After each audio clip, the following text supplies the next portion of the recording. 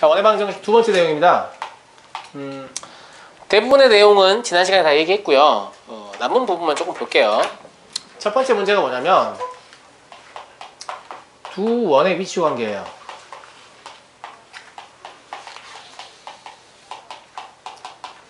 두 원의 위치 관계는 명백히는 교육과정에서 제외된 부분입니다만 사실 미루어 생각할 수 있기 때문에 문제화할 수 있거든요.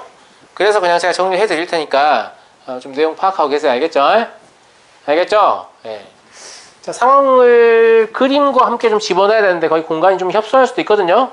너무 크게 그리시면 안 돼요. 그림 총 몇 개 그려야 되냐면 두 원이 함께 있는 상황을 6개를 그려야 돼요. 6개를요. 그러니까 그거의 구획을 6등분 하세요. 알겠죠? 알겠죠? 너무 많은데? 시끄러워요. 알겠죠? 그래서 첫 번째 상황이 어떤 상황이냐? 두 원이 서로 외부에 있는 상황입니다. 자, 두 원이 서로 외부에 있다는 건 한 원이 이렇게 있으면 나머지 원은 뭐 이렇게 있다 이런 얘기죠? 맞아요? 네. 그래서 첫 번째 원의 중심을 제가 O라고 잡고 두 번째 원의 중심을 O'이라고 잡아볼게요. 그러면 요 두 원의 중심 사이의 거리를 잴 수 있을 건데 요 두 원의 중심 사이의 거리를 D라고 하겠습니다. 알겠죠? 그리고 첫 번째 원의 반지름을 제가 R이라고 하고 두 번째 원의 반지름을 R'이다 라고 하면 뭘 알 수 있어요? 뭘 알 수 있어요? 요 D라는 놈이 두 원의 반지름의 합과 같다 라는 사실을 알 수 있죠? 맞아요? 맞죠? 네. 네. 창원이 너무 격하게 작게 그린 거 아니니? 많이 남겠다 그 정도면. 자, 두 번째 두 원이 상황이 어떤 상황이냐면 이 상태에서 원의 크기는 그대로 유지하면서 원의 위치만 점점 가까이 붙이는 거예요. 알겠죠? 그럼 얘를 점점 가까이 붙이다 보면 접하는 순간이 오겠죠? 그 상황을 외접한다 라고 하거든요. 두 원이 외접하는 상황이 있을 수 있어요. 그럼 첫 번째 원이 이렇게 있으면 두 번째 원이 이렇게 바깥쪽에 접하는 상황이 되는 거죠. 이때도 원의 중심을 O, 이때도 원의 중심을 O' 잡고 이때는 두 원의 중심 사이의 거리가 이렇게 나올 거니까 각각의 반지름을 표시해 보시면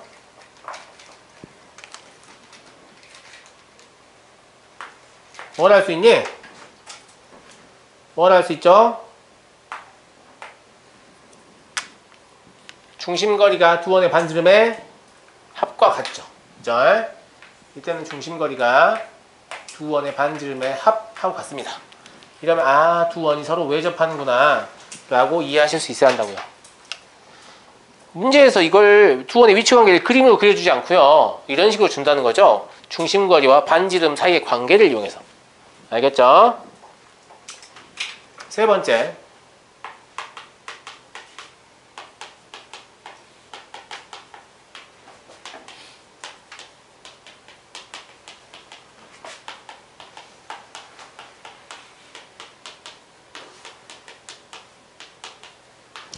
두 원이 서로 다른 두 점에서 만날 수 있어요. 그림으로 그려보시면 대충 이런 상황이 되겠죠.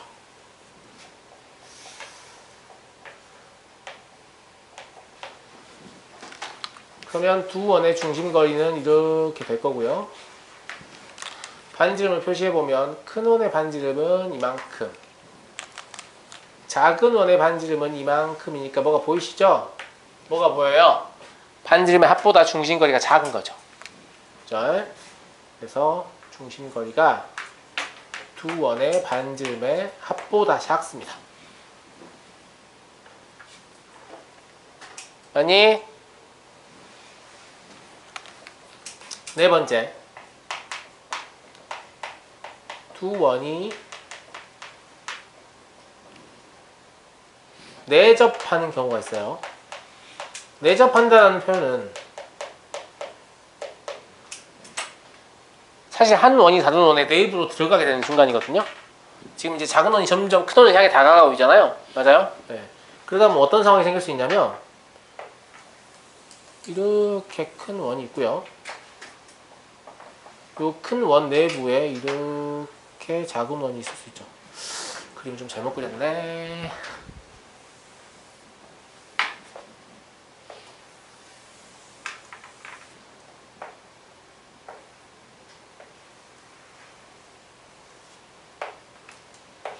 이럴 수 있는 거죠. 이때는 보시면 두 원의 중심 사이의 거리가 이만큼이거든요. 그리고 큰 원의 반지름이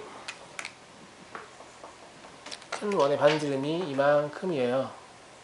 그죠? 그리고 작은 원의 반지름이 이만큼이에요. 그래서 뭘 알 수 있냐면 이때는 중심거리가 뭐하고 같아버리죠? 두 원의 반지름의 차하고 같죠? 누가 클지 모르니까 절대값 씌워줍니다. 이렇게. 알겠죠? 그럼 이걸 보고 나면 선생님 그럼 이것도 이렇게만 쓰면 안 될 것 같은데요? 그렇죠. 이거의 왼쪽에 뭐가 있어야 되냐면 두 원의 반지름의 차보다는 크다. 이게 있었어야 되죠? 이해하시겠죠? 네. 이런 상황이면 두 원이 서로 다른 두 점에서 만나는 거죠.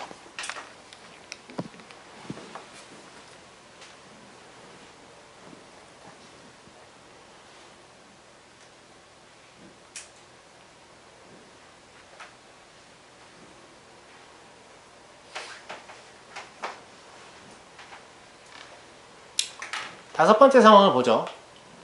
다섯 번째 상황은 한 원이 다른 원의 내부에 있는 상황이에요.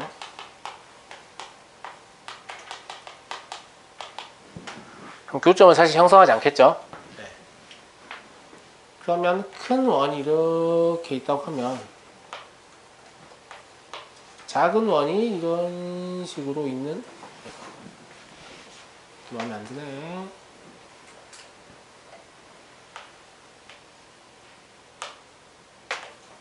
작은 원이 이런 식으로 있는 그런 상황이죠. 그래서 중심거리는 이만큼밖에 안 되고요. 반지름, 큰 원의 반지름은 이만큼, 작은 원의 반지름은 이만큼 되겠죠. 그죠? 그래서 이때 중심거리는 심지어 이때 중심거리는 두 원의 반지름의 차보다 작아지는 상태가 됩니다. 여섯 번째 상황은 중심거리가 사실 0이 될 수도 있죠. 중심거리가 0이 되면 사실 이거하고 똑같은 상황이긴 한데 약간 독특해서 뭐라고 얘기하냐면 동심원이라고 얘기하거든요. 동심원이라는 말 들어봤죠? 중심이 같은 원이에요. 그래서 이렇게 큰 원이 있으면 이렇게 작은 원이 가운데 있어서 큰 원의 중심과 작은 원의 중심이 일치하는 상황인 거죠. 이땐 당연히 중심거리가 뭐가 될까요? 0이 될 거죠. 그러니까 이건 그럼 0보다 크다 이렇게 붙여줘야겠죠. 그래서 이렇게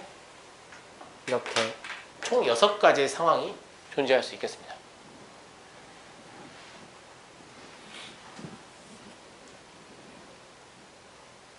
다 적었나요? 빨리 적어봐요. 할 게 또 있으니까.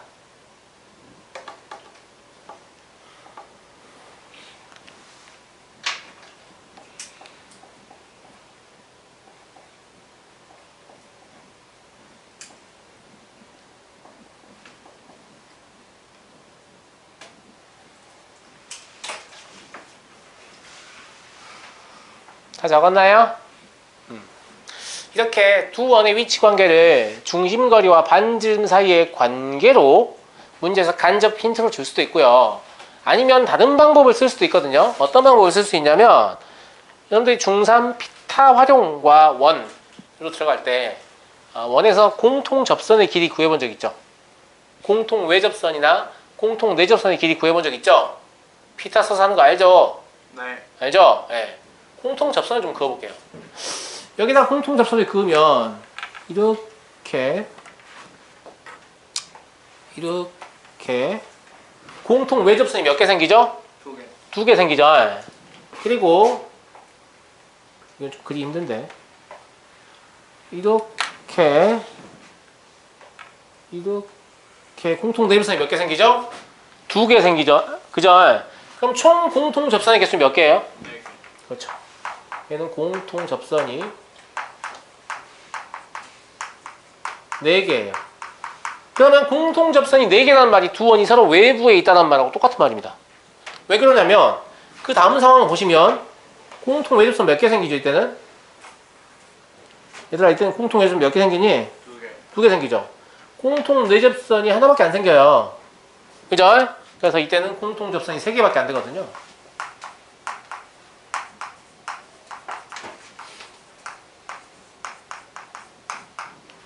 맞죠? 네. 그리고 이제 두 원이 서로 다른 두 점에서 만나면 공통 접선은 몇 개밖에 안 나오냐면 2개밖에 안 나옵니다. 그죠?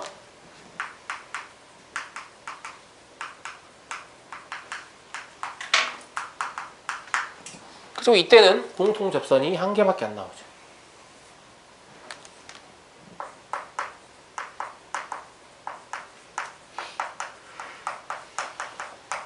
그리고 이때는 당연히 공통 접선이 있어요, 없어요? 없어요. 그렇죠. 두 원이 서로 한 원이 다른 원의 내부에 있는 거랑 동시원은 사실 같은 위치 관계입니다. 알겠죠? 이게 특이하니까 그냥 별도로 분리하는 거죠. 그래서 얘도 공통 접선은 없습니다.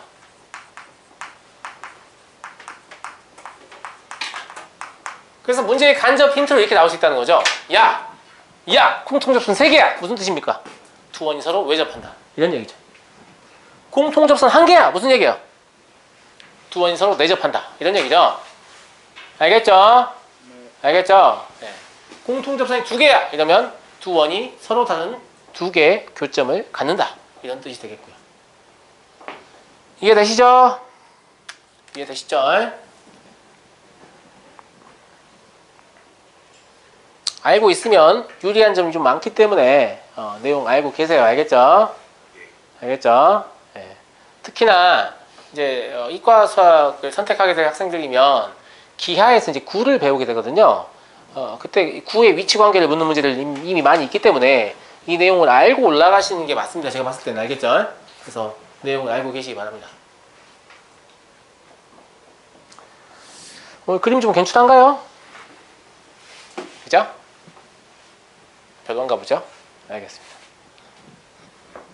지워도 돼요, 이제? 다 쓰셨어요?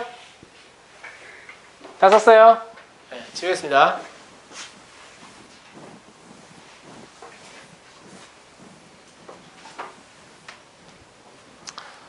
다음 문제 2번이에요. 문제 2번은 두 원의 교점을 지나는 방정식이에요.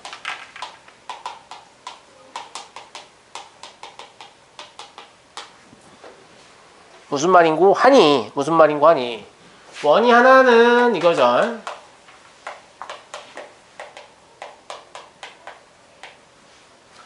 교점을 지나는 원의 방정식이겠죠.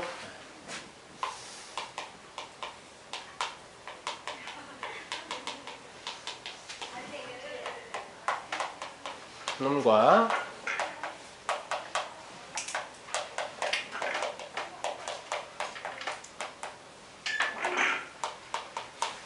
이렇게 2개의 원이 있는데 이때 이 두 원은 서로 다른 두 점에서 만날 때의 상황입니다. 아시겠죠? 알겠죠? 네. 이때 이 두 원, 이걸 물어보는 상황은 거의 100%예요. 뭐냐면 서로 다른 2개의 교점이 있는 상황, 즉 이런 상황이에요. 아시겠죠? 이런 상황에서만 묻습니다. 알겠죠? 어떻게 물어보냐면 이렇게 물어봅니다. 자, 하나의 원이 뭐예요 이거? 왜 안 지워져? 이상한데? 하나의 원이 이렇게 있고요. 그 다음에 두 개의 점에서 만나는 원이 이렇게 있다고 하잖아요. 그럼 이렇게 교점을 형성할 거 아니에요? 이렇게 2개의 교점을. 맞아요? 네. 이 2개의 교점을 지나는 원은 몇 개죠? 원이요? 2개, 3개. 이 2개의 교점을 지나는 원은 몇 개죠? 무수히 많다. 무수히 많습니다. 왜냐하면 원의 결정 조건. 지웅아, 원의 결정 조건이 뭐였지? 지난 시간 쌤이 얘기했잖아. 점 몇 개? 점이 무슨 여기 써있다 임마. A, B, C 3개 구해야 되잖아. 점 몇 개? 점 3개죠. 아까 우리 문제도 풀지 않았어요? 세 점이 주어질 때 원의 방정식 구한 거 문제도 풀었죠. 제가 무슨 얘기도 했냐면 삼각형의 외접원이 항상 존재하는 이유가 서로 다른 세 점이기 때문이다 라는 얘기까지 했어요. 맞아요? 원의 결정 조건은 서로 다른 세 점이에요. 직선의 결정 조건은 서로 다른 두 점이듯이 원의 결정 조건은 서로 다른 세 점이기 때문에 두 점을 가지고 원을 결정할 수 있다 없다? 없습니다.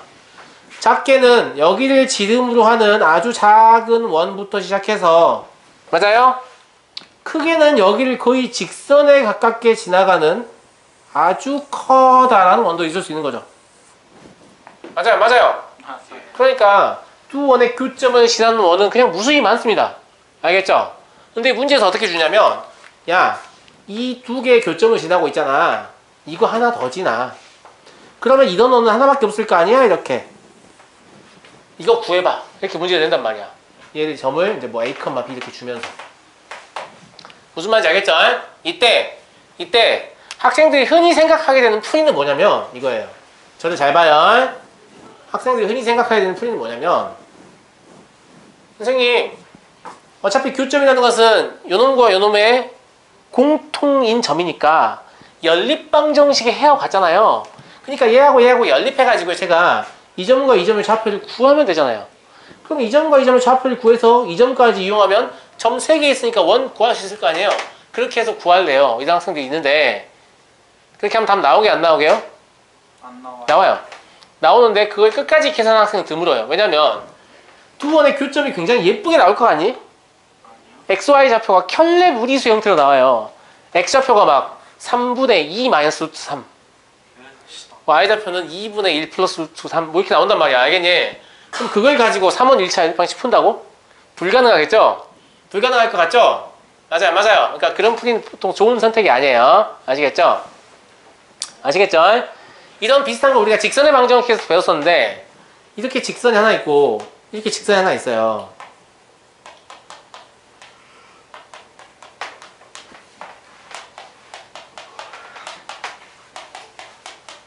그럼 이 두 개의 교점이 있을 거 아닙니까? 맞아요? 이 교점을 지나는 직선 몇 개죠? 당연히 무수히 많죠. 직선의 결정 조건은 서로 다른 두 점이니까 하나의 점밖에 없기 때문에 무수히 많은 직선이 존재할 수 있죠. 맞아요, 맞아요. 맞죠? 맞아요. 예. 이때 학생들이 이제 외부의 점 하나를 줘요. 여기서 마찬가지로. 야, 이 A, B도 지나. 그럼 이 직선은 뭐야? 이렇게 물어보면 이 교점 구하는 건 쉬운 일이죠. 그 다음 이 점 나와 있죠. 그럼 이 점 두 개 가지고 직선 구하는 건 쉬운 일이잖아요. 그러니까 이렇게 문제를 쭉 풀어옵니다. 그리고 이제 여기 오면 문제 못 푸는 거죠. 그러니까 애시당초에 이렇게 푸는 게 잘못됐다는 거죠. 교점 구하면 안 돼요. 어떻게 하셔야 되냐면 식 자체를 이렇게 잡습니다. 이거 기억나시죠? 이렇게요. 그러면 이 식 자체가 K와 관계없이 뭘 지나요? 얘와 얘의 교점을 꼭 지나게 돼 있죠. 왜냐면 교점이라는 것은 이것도 0이 되게 만들고 이것도 0이 되게 만드니까. 맞아요? 그럼 여기에다가 뭘 대입하는 거예요? A, B를 대입해서 요 K를 결정하시면 답이 나오는 거죠. 이해되시나요?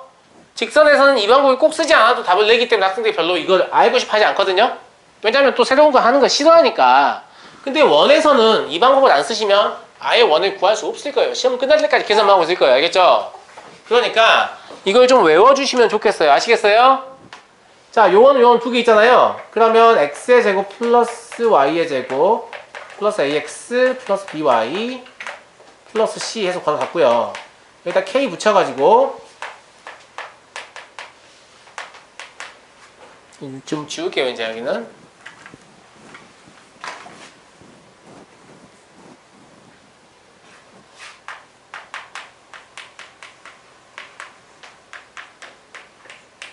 이렇게 쓰셔야 돼요. 아시겠죠? 이때 K는 임의의 실수입니다.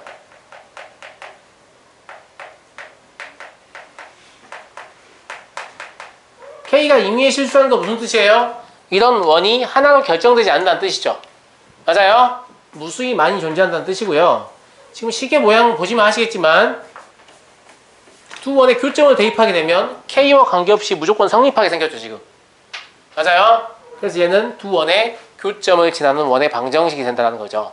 그럼 나머지 하나의 교점을 주게 되면 그걸 대입해서 K를 구하면 되죠. 다만 이때 이 K가 마이너스 1은 아니어야 되는데 그 이유는 바로 뒷 문제에서 설명이 될 겁니다. 마이너스 1이 되면 X제곱과 Y제곱이 다 사라져 버리죠. 그럼 2차식이 아니죠. 그럼 원이 아니죠.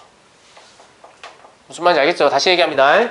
K가 마이너스 1이라고 하면 이 식이 실제로 계산을 했을 때 X제곱과 Y제곱이 다 사라져 버리죠. 그죠? 그럼 2차식이 아니잖아요. 1차식이 되죠. 혹은 뭐 상수일 수도 있겠지만 사실 대부분 1차식이 됩니다. 알겠죠? 그러면 1차식이 되게 되면 이게 원이 아니고 직선이죠. 그 상황이 어떤 상황이냐면 이런 상황이에요. 이렇게 원이 하나 있고 또 이렇게 두 점에서 만나는 원이 있을 때 이 두 점을 지난다? 근데 1차식이다? 그러면 이런 직선 얘기하는 거죠. 이런 직선은 뭐라고 부르냐면 공통현이라고 부릅니다. 따라서 저희가 마이너스 1일 때의 직선의 방정식을 공통현의 방정식이라 이렇게 불러요. 아시겠죠? 아시겠죠? 네. 뭐 일단 그건 좀 이따 정리할 거고 K는 마이너스 1이 그래서 아니어야 돼요. K가 마이너스 1이 아니라면 얘가 XY에 관한 2차식 나올 거거든요. 그러면 문제에서 다른 점 하나 줄 거예요. 그 점 대입하셔가지고 이 K 값을 구하시는 게 올바른 풀이법이다 라는 거죠. 알겠어요? 네. 그러면 제가 3번까지 설명해버린 거죠. 3번에 답을 쓸 수 있겠죠. 맞아요? 공통현의 방정식인데요. 공통현의 방정식은 원 나와있기 때문에 이렇게 쓰시면 되겠죠.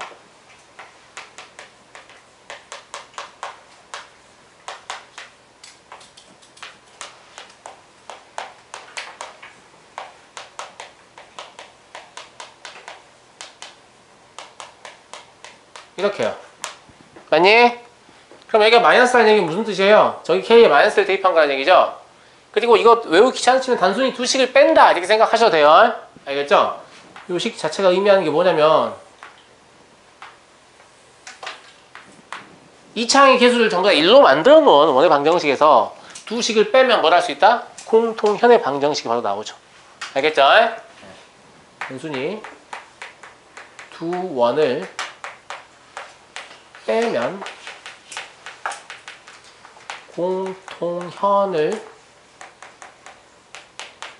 공통현의 방정식을 얻을 수 있다 이런 얘기예요. 굳이 외우고 자시고 할 것까지 없겠죠 이거는.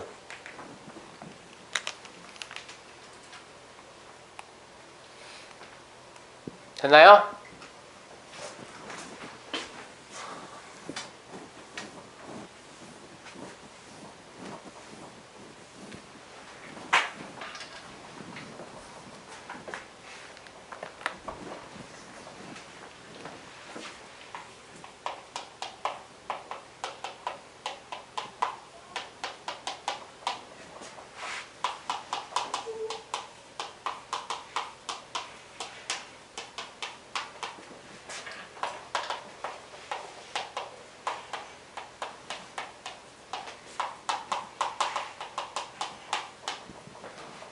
자, 4번 보겠습니다. 4번 볼게요. 1대2가 아니고 2대1이군요. 자, 이게 지금 뭐냐면 A하고 B는 고정되어 있는 점이에요. 알겠죠? 그런데 가령 A가 여기 있어요. A가 이렇게 있고 B가 여기 있다고 합시다. 그러면 요 사이가 거리가 1대2란 말 이런 얘기죠. 아무 점 P나 이렇게 잡았을 때 이렇게 길이를 재보고 이렇게 길이를 재봤더니 여기가 1대2가 되더라. 그럼 이 점 P는 어떻게 되느냐 이걸 물어보는 거죠. 이해되시나요? 아주 짧게는 이 둘의 내분점을 물어볼 수도 있겠죠. 여기서 P가 되죠. 2대1이라고 하면 맞아요? 아니 아주 멀리는 뭐로 볼 수 있죠? 외분점도 되겠죠? 맞아요? 이런 점들을 다 이으면 되게 뭐가 될 것 같습니까? 원이 될 것 같은 그런 느낌적인 느낌인데 이게 왜 원이 되는지도 좀 이따 설명하겠습니다. 알겠죠? 일단 단순히 자취의 방정식을 구하는 기법으로 접근해보죠. 자, 자취를 구한다고 했으니까 자취 구할 때는 제가 뭐라고 했죠? 구하려는 점 P의 자취를 X, Y를 잡는다. 맞아요? 맞아요? 그러니까 P x, y 이렇게 잡는 거예요. 알겠죠? 그럼 실제로 2대 2라고 했으니까 AP의 길이 대 BP의 길이가 2대 1이라는 소리잖아요. 그러면 이 BP의 길이는 AP의 길이하고 같다는 얘기죠. 그죠? 근데 두 점 사이의 거리 공식은 근호가 나오기 때문에 이걸 제곱해서 이런 식으로 쓰시는 게 더 문제를 풀기에 편리할 거예요. 저 상태로 두시는 것보다. 아시겠죠? 네. 문제의 조건을 이용해서 이 식을 얻었거든요. 그럼 여기에다 실제로 이제 P와 A와 B를 대입해서 식을 전개해 보죠. BP의 길이라는 건 이거잖아요. 그죠? 이걸 몇 배 하는 거예요? 4배 하자. 이게 요놈하고 같다는 얘기죠. 맞냐? 맞아요? 이거 전개 정리하시면 여기 4x제곱 4y의 제곱 있고 여기는 x제곱 y의 제곱 있기 때문에 정리하시면 3x의 제곱과 3y의 제곱밖에 안 남아요. 맞죠? 그 다음에 여기 x에 대한 일차항 얼마죠? 마이너스 32x고요. 여기 얼마죠? 마이너스 2x죠? 그러니까 마이너스 30x가 남을 것 같아요. 상수항은 64고요. 여기가 1이니까 63이 남을 것 같죠? 이렇게. 그럼 왠지 모르겠지만 3으로 약분이 됩니다. 이렇게. 그죠?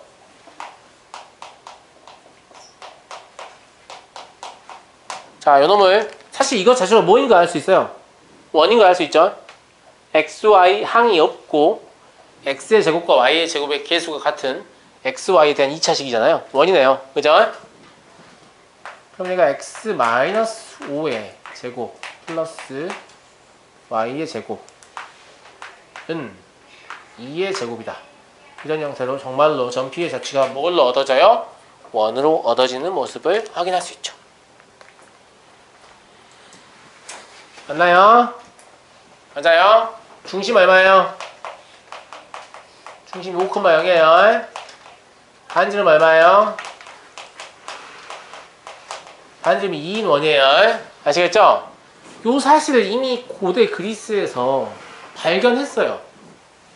두 정점으로부터 이르는 거리의 B가 일정한 점의 자취는 원이다 라는 걸 아폴로니우스라는 사람이 발견했어요. 아시겠죠? 그래서 이런 원을 아폴로니우스의 원이라고 합니다. 사실 원을 정의하는 또 다른 방법인 거죠. 우리가 배운 원의 정의는 뭐였어요? 평면 위의 한 정점에서 이르는 거리가 일정한 점의 자취다 이렇게 불렀죠. 그런데 평면 위의 두 정점으로부터 이르는 거리의 B가 일정한 점의 자취다 이렇게도 원을 정의할 수 있는 거죠. 그걸 아폴로니우스의 원이라고 합니다. 아시겠죠?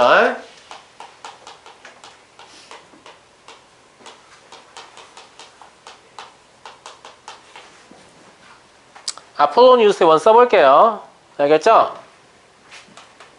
두 정점 A, B에 대하여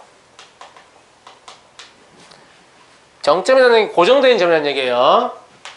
PA의 길이와 PB의 길이의 B가 M 대 N으로 일정한 거죠.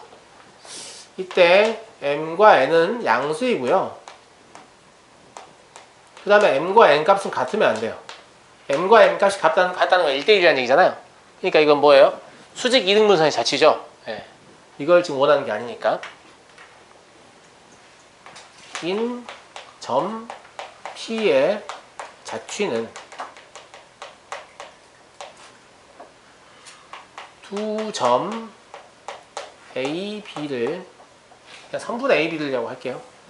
3분의 A, B를 M 대 N으로 내분하는 점과 3분의 A, B를 M 대 N으로 외분하는 점을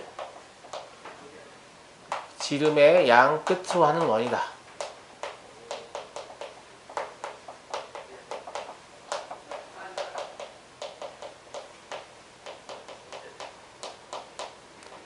라는 사실을 이미 고대 그리스에서 증명했다는 거죠. 증명은 조금 이따 보고요. 이걸 이용하면 똑같은 문제를 푸는데 얼마나 편리한지 한번 확인을 해보죠. 문제 6번 보시면 방금 배운 이 5번의 내용을 이용해서 문제 4번을 다시 풀어봐라 이런 얘기가 있어요. 있어요 없어요? 있죠? 네. 그럼 똑같은 문제니까 이거 지울게요. 이렇게 풀 거 아니에요. 문제 번호만 바뀌는 거죠. 몇 번이죠 이게? 6번이죠? 이걸 딱 보는 순간 뭐라고 생각해야 돼요? 아폴로니우스의 원이구만.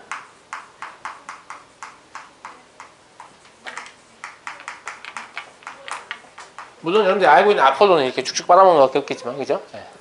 아폴로니우스의 원이죠. 자, 봅니다. 뭐라고 그랬죠, 여기서? 아직 증명하지 않았지만 뭐라고 했죠? 내분점과 외분점을 구해야 되죠. 맞아요? 맞아요? 그러면 요놈과 요놈을 2대 1로 내분하는 점은 뭐가 되죠? 뭘 구하고 말고 해. 1부터 4까지 2대 1로 쪼개면 3,0이죠. 맞아요? 안 맞아요? 맞죠? 그 다음에 2대 1로 외분하는 점은 뭐가 되죠? 뭐가 돼요? 2대 1로 외분한다는 말은 점 B가 중점이라는 얘기예요. 그러니까 7,0이죠? 물론 분점 공식 쓰셔도 되는데 이렇게 생각하라고. 봐봐. 이렇게 있는데 여기가 A란 말이에요. 지금 1,0이에요. 여기가 지금 B란 말이에요. 4,0이에요. 그럼 내분점을 구할 때는 이걸 그냥 2대 1로 쪼개면 되거든요. 여러분들이. 맞아요? 얘를 2대 1로 쪼갠다는 건 뭐예요? 아, 여기가 얼마다? 3,0이다라는 얘기죠? 아니? 그 다음에 외분한 점이라는 건 이걸 이렇게 2대 1로 쪼개면 된다는 얘기거든? 맞니? 맞아요? 네. 이게 2대 1이라는 얘기는 뭐예요? 사실상 여기가 1대 1이기 때문에 B가 A와 이 점의 중점이죠? 그러니까 이 점이 뭐가 될 수밖에 없어요? 7,0이 될 수밖에 없는 거죠. 이해되십니까?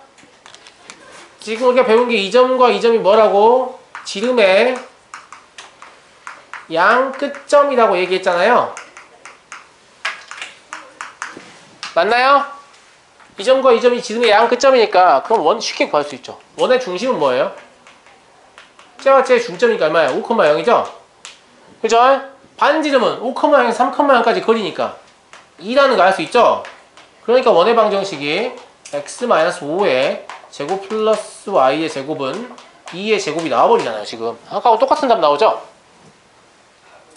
똑같은 답 나오죠? 네. 네, 근데 자취의 방정식을 구할 필요가 없었죠. 그냥 이 아폴로니우스의 원을 이용해서 아주 간단한 몇 개의 계산으로 원의 방정식을 만들어내는 거죠. 맞냐? 맞아요? 그러면 아폴로니우스는 이게 어떻게 원이 될 줄 알았냐? 이걸 좀 관찰해보죠. 아폴로니우스의 원 거기 공간이 좀 있을 건데 거기다 그림을 좀 그려보세요. 알겠죠? 자, 이렇게 직선이 있고요. 요 직선상에 두 점 A, B가 있어요. 만만하게 돼 이거밖에 없어가지고. 알겠죠? 네.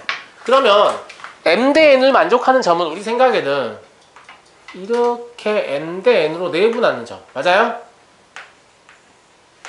요놈하고 편의상 P라고 할게요. 알겠죠? 그 다음에 이렇게 M 대 N으로 외분하는 점.